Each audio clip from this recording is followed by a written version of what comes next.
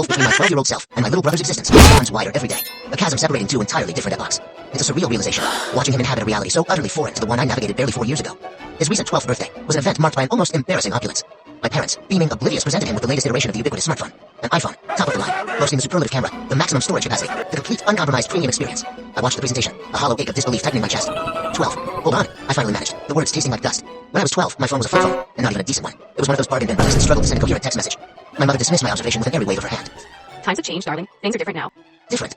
It's been 4 years, not 40. The tectonic plates of technological acceptance couldn't have shifted that dramatically. I had to wait until I was 15 to even touch a smartphone. And when I finally did, it was a generational hand-me-down from a cousin or relic, with a spiderweb of cracks across the display, and a battery so compromised, it gasped its last breath every 2 hours. But his phone, my brother's lay, in its pristine, unblemished glory, freshly unboxed, complete with every accessory the manufacturer deemed essential. I hadn't even been granted a case for my first phone. I had to pool my meager savings to purchase that paltry protection myself.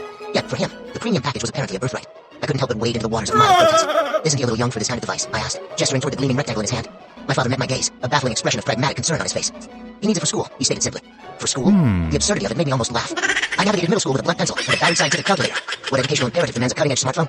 All his friends have them, my mother interjected, as if this settled the entire debate.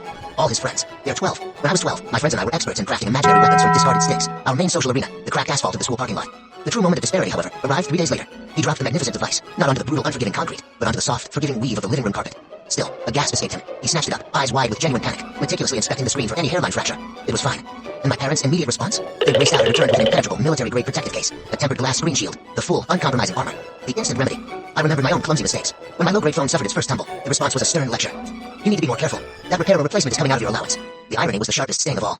I hadn't even had an allowance. Every dime I possessed was painstakingly earned through endless mind-numbing chores. The two realities, mine and his, could not have been more distinct.